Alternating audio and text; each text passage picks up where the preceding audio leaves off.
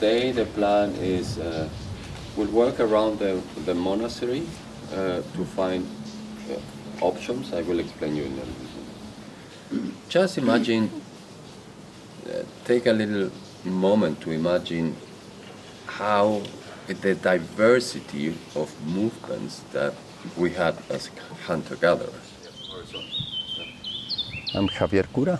I am a mover. A mover might be at this moment the best way to explain who I am or what I do.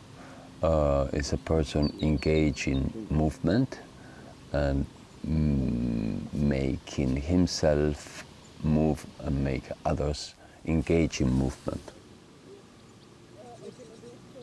We tend to reduce movement to a specific dance or exercise or discipline, and the reality is that life is movement. No? Anything that is alive has movement, and so if we take this concept of movement, movement in itself has multiple layers. It's a multiple layered. Everything is about movement. It's an individual issue. It's a family issue. It's a social issue. It's a political issue. It's a school education issue. It's a health issue. It's a spirit, emotional issue. It's related to, I would say, different forms of colonialism. The fact of not moving. It's related to urbanism. It's related to how we designed our cities and how we designed our whole life, you know, and our personal, most intimate contact, clothes, for example, houses, rooms, to cities and countries. Your spiral, the more energy you will. The more I go in depth into this discipline or this concept, the more I find multiple connections. So I started as an artist and engaged in theater, first shadow theater, physical theater, mixing martial arts, mainly as an expression, because I'm interested in expression. And then I happened to fall into contact improvisation, and then as I'm Argentinian, I mixed it with tango, or with my cultural background of tango, and the mixture sounded very fulfilling, the mixture of physical theater, martial arts, contact, tango. And at that, there was a stage where I was saying to myself, I'm mixing all this because my interest is the expression, you know? Because the more we allow ourselves to move in different ways, the more we allow ourselves to express ourselves in different ways and to be ourselves in different ways.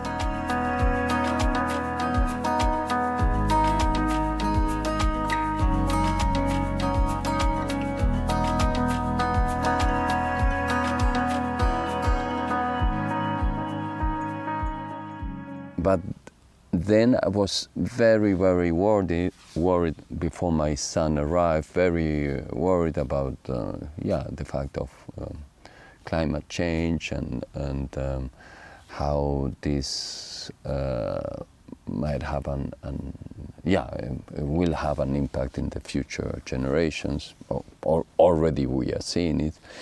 And I was thinking, in what way can I contribute something to making an impact with my work, and so from that mainly interest in expression and creativity, I started to realize that moving in itself is a whole, as I said before, as a whole political, social, individual, family issue. Check, you can check also by direct your energy around your body. You can practice your tango steps if you want. Our whole system has, in a way, been designed for us to move in certain ways. You know? We have accepted the design of our houses, especially chairs, the invasion of chairs in our everyday life, and with the concept of chair comes the concept of comfortability, and with the concept of comfortability comes the concept of externalization. How can I externalize a movement that is required from me, sitting up straight, or not sitting at all, or moving, and externalize it in something or something else. A chair is providing the structure for what should be my own structure. A very king-size chair, and now we are pretending all being sort of kings, so we have all these chairs that they move for us. You know? They have the back, the head support, the arm support. You don't even have to move your spine because you just push with a little bit with your feet and it turns around. You don't even have to stand because you crawl, you push around yourself. You know? And this is the most modern expression. You might pay, I don't know, a CEO might pay 3,000-5,000 euros for a chair like that. You know? And this is an expression of power, because it's an icon, and it's an expression of externalization, because I'm not doing my work of sitting by myself, and it's an expression of the idea of comfortability, which is at the same time like the blue pill, no, in Matrix. No? So comfortability is the hook for the fish. No, they hooked us into comfortability, thinking that whatever is comfortable for you, it's good for you, and in the end, it turns to become your own death. What we do is on talking. Don't be afraid, he's very funny. Yes. They will pick up us and bring us to the site to hospital. Yeah, exactly. It's important that we think ourselves in perspective. We've been like for nearly 4 million of years moving in multiple directions because we needed to eat, you know? And or we needed not to be eaten. You know? So this issue of energy grabbing, we need energy, and other animals need energy. It's all a question of exchanging this cycle of energy.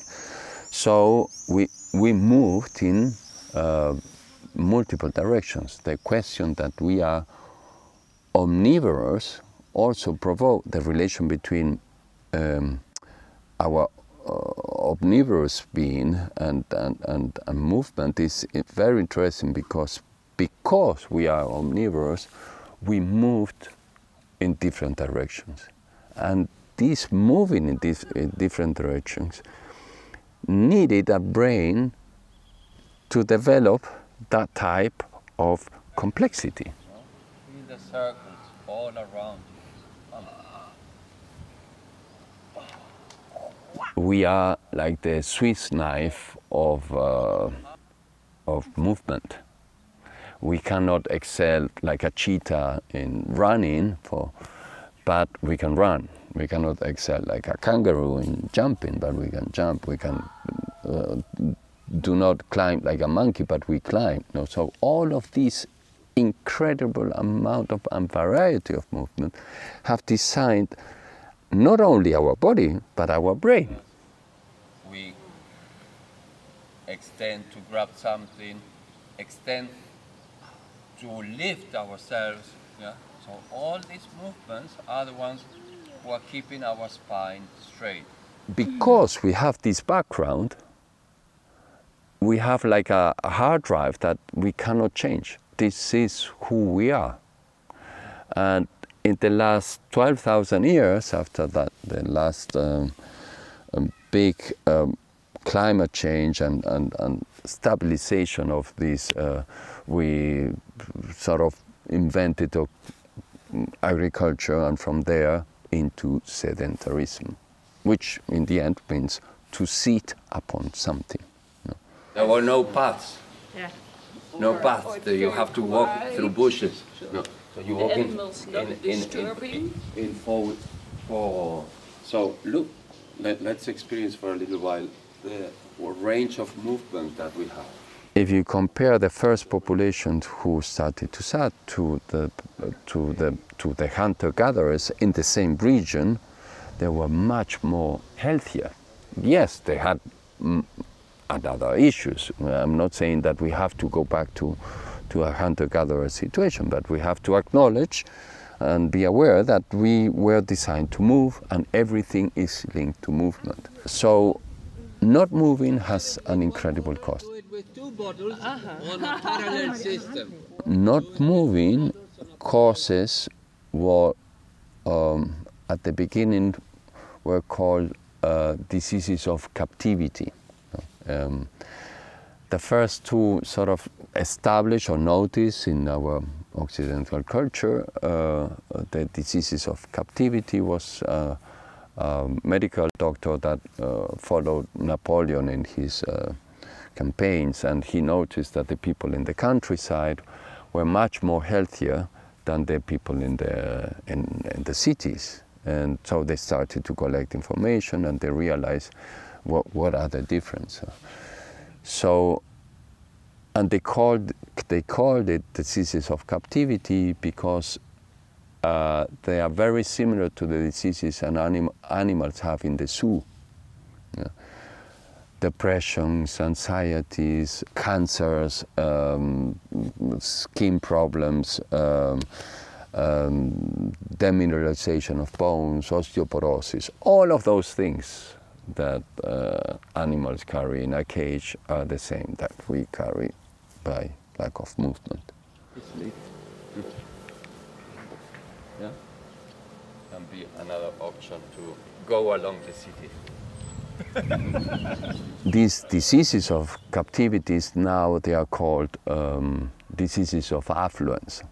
That means the people who have the money to pay for others to move for themselves, to pay for others or other energy to move for themselves.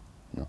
Because when we grab a car, we have paid for in many possible ways, in many incredible connections, you know? Like you have the oil connection, and you have the resources to design those cars, and then you have the resources of the city, designing a city to for what I call sofas with wheels.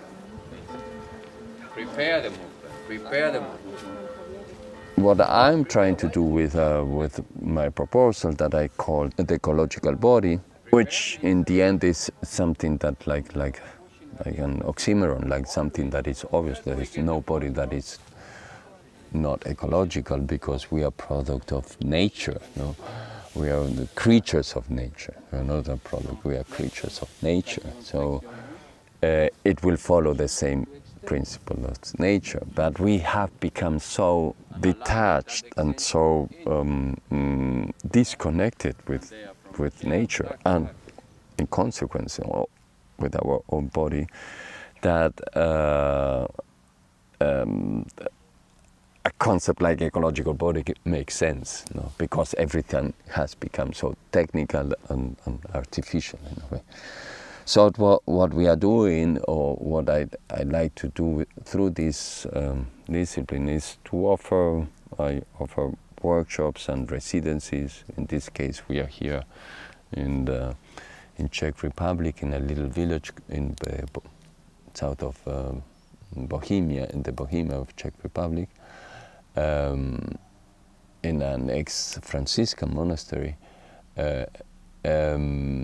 where we do retreats, where we, in the end, we gather movement. So if you're looking for stop, this shouldn't be. You better do it physiologically, without physiological cost. A nice metaphor in the sense, whatever we give to the earth, it will come back to us. And it's coming back. Our last partner will be moving through your partner's body, so it's something that you're giving into your partner's body. So from here, we will come up. When I say we gather movement in all its possible consequences: the political, social, somatic experience, emotional experience. The engagement is mainly through two dances, contact, improvisation, and tango, but in the end they realize that it's not about contact, improvisation, and tango, or physical theater or martial arts. It's about movement in itself. So in a way, the cover of the book might be, ecological body and contact, tango, and things like that, but really I'm not interested in contact and tango in itself. No, I'm interested in movement. Imagine that you are drifting like a leaf on a river. And so,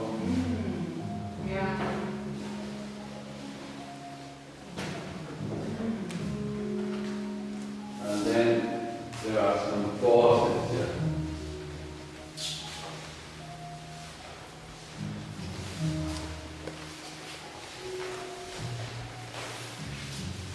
And you are drifting like if you watch the river watch with time.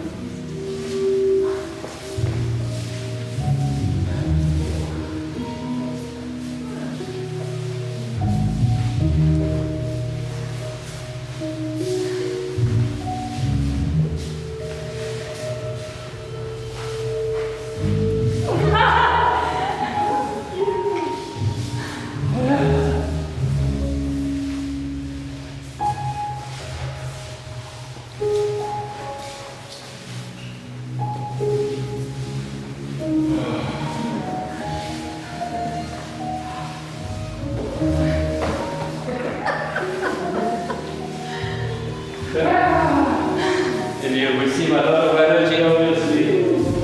Wow, you're in a working. Watch out. Watch out with the energy you move.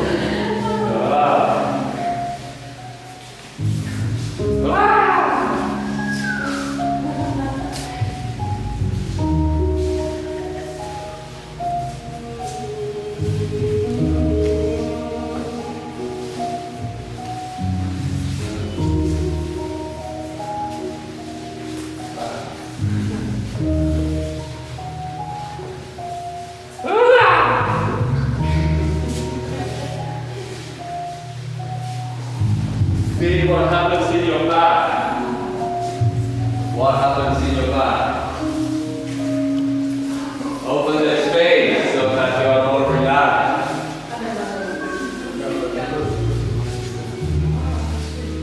Gradually you can start to feel skin contact or skeleton contact. Better at the beginning our system needs the information of what is touching to be able to produce movement. It's called motor sensory system, and they go together. You know? There's no movement without sensing, feeling, no? Without sensing, which is different to feeling. The space that is behind the space of the sensing and less of the visual sense.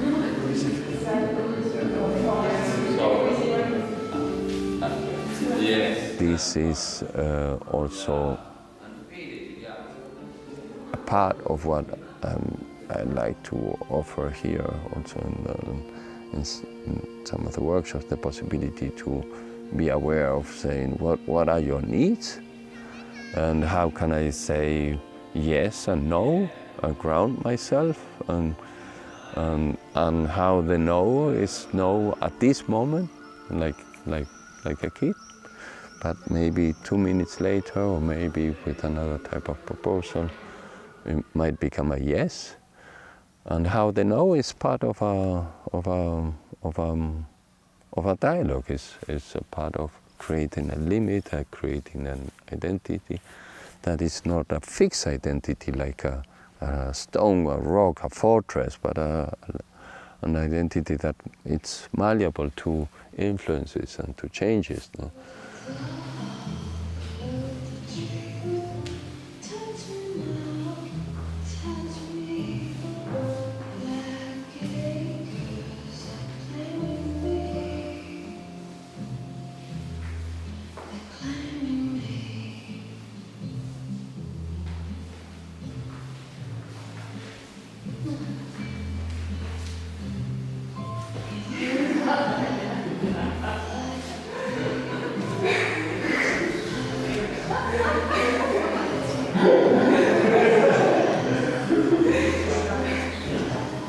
At this moment, we are all, in a way, condemned to work in front of a computer, well, nearly all. So how can we create different possibilities to work in front of a computer? You know?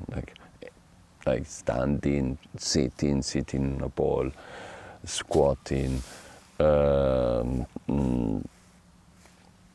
being aware of your eye muscles, and being near a window, being aware that every half an hour you need to stand up or variate the position of your body, because if not, it has consequences. You know? And obviously, it's not about moving at the end of the day, but it's moving during the day, constantly. This is strong core muscles going inwards, initiating, and then taking the rest. Then, many times in contact, I want to go, and this pushes the center downwards. A help that is not a help at all. Like every day. Grab yourself and say, okay, I'm responsible. I have the ability to respond and do this for myself, or and in a creative way, in a playful way, in an engaging way, in a way that involves others. No? We can have a work meeting, and instead of I have work meetings and I meet people in the park, or I meet people, or we go for a bike ride, or we go for somewhere in nature, or something that engages movement. No? So there are many ways to creatively and playfully engage in movement, and where you can stack one thing together with another one. You can play with your kids, and instead of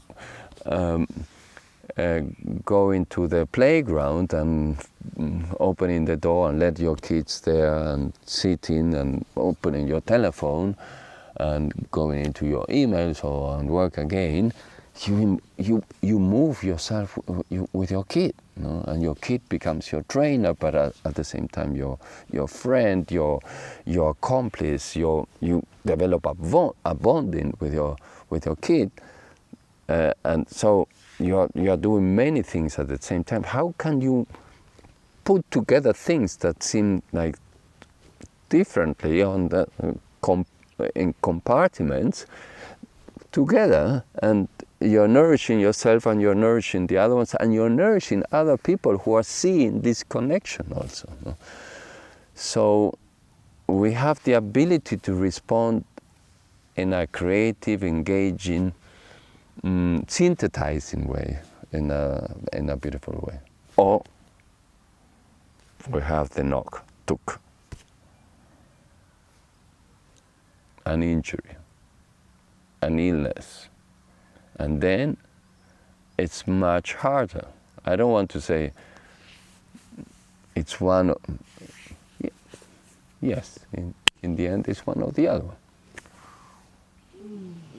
What we do is contact. Don't be afraid, it's very funny. So how can I engage myself in movement, in creating possibilities of movement? And the first thing is make changes in the way you design your own intimate spaces. The first is your shoes. What type of shoes do you use? Are they hard shoes? Your jeans, do they allow movement? Your shirts and suits or whatever, do they allow you to move? No. Your house, is it full of chairs? If you want to do a diet, you won't put a cake inside the fridge. If you want to do a diet, you will create context that move you. And again, here we have the option, or we go there, or we go straight. Again, and we do our other doses of tendon Achilles extension. No?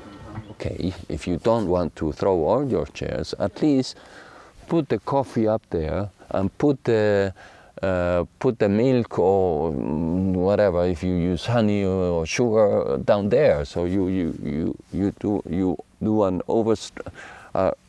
a tiptoe stretch and with a spiral and a squat. Something that obliges you every day to move in a certain way. And then you're responsible of the options you make. You come out of your house and then you have options. You take the elevator or you take the stairs. You take the bike or you take the car or the public transport. No? And if you take the public transport, how do you take it? You can travel standing, or you can travel reading and hanging. And if you hang, maybe you can really already stretch and do your arms, no, a little bit, no. But that is informing your body in another way, no, nurturing your body in another way. So in every moment that we were walking a path, and I knew I needed to not to step more on the pavement, and there was a patch of green, and I needed to step on the patch of green. So in any moment there is options that we can choose, and we just have to train this awareness.